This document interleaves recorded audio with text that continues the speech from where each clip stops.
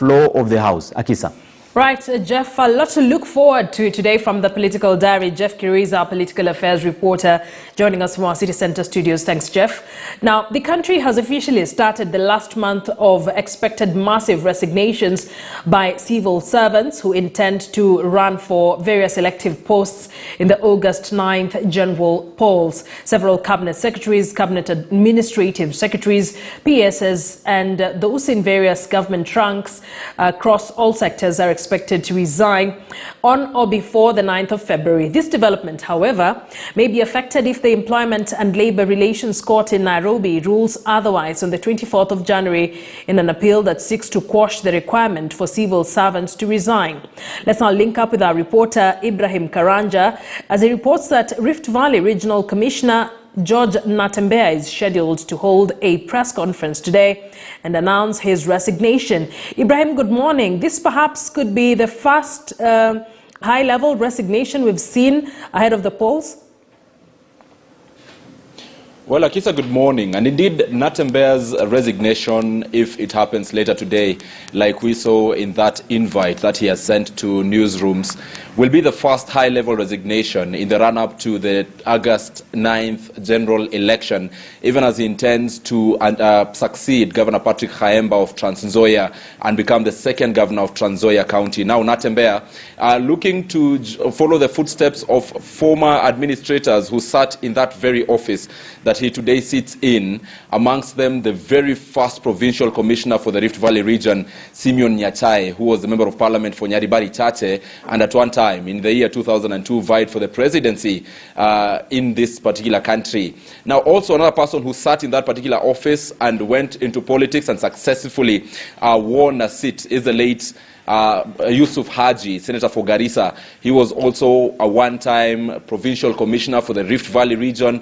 He left politics, went to become member of parliament for Ijara, and later on rose to become the senator for Garissa. Now, Natembeya hoping to follow their footsteps, because there are others who sat in that office and left but have not been successful, like former provincial commissioner Hassan Nur Hassan, who is still vying for governor of Mandera. He vied in the previous election, was not successful, and he is still vying in this particular coming general election.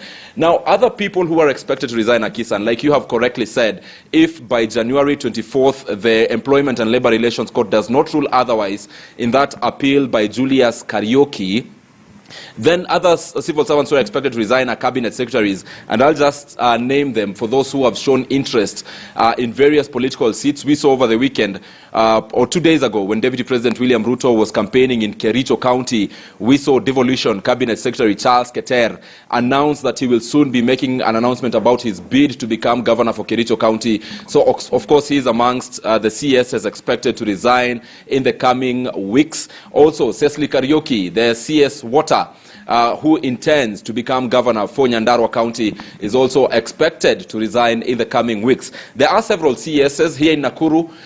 Chief Administrative Secretary Lawrence Karanja has officially announced his bid to become senator for Nakuru. That is the Industrialization Cabinet Administrative Secretary. So, of course, he too expected to tender his resignation in the next couple of days if the Employment and Labour Relations Court does not rule otherwise.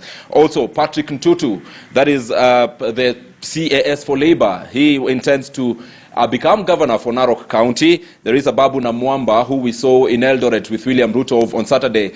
He has not yet said what seat he is going for, but all indications are that he will be resigning from public office to go look for an elective position. The list of PSs is led by Fred Sigor, that is the PS for Wildlife, who wants to become governor for Baringo County. There is John Mosonik, who intends to unseat Governor Barchok Hillary of Bomet and become the next governor, as well as Irungo Wairago, Joseph Irungo Wairago, the PS Water, who intends to become governor for Murang'a County.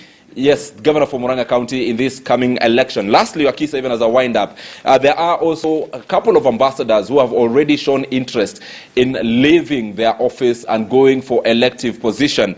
That is, they are led by Ambassador Mohammed Shidie, who is the current High Commissioner, Kenya High Commissioner to Botswana, and he is the former Member of Parliament for Lagdera. He has been dancing towards the Azimio la Umoja tune lately. There is also Ambassador Kiema Kilonzo, who is the Kenya High Commissioner to Uganda. He intends to unseat Governor Charity Ngilu and become the governor for Kitui County, as well as Ambassador Julius Bitok, the Kenya High Commissioner to Pakistan, who intends to succeed Governor Mandago of Uasin Gishu and become the second governor of Uasin Gishu County. So later today, even as George Natembeya is scheduled to make that announcement to officially go to Trans Nzoia and square it out with several other contestants, among them Kiminini Member of Parliament Chris Omalwa, our viewers will be sure to get it live from here on KTN News. Akisa.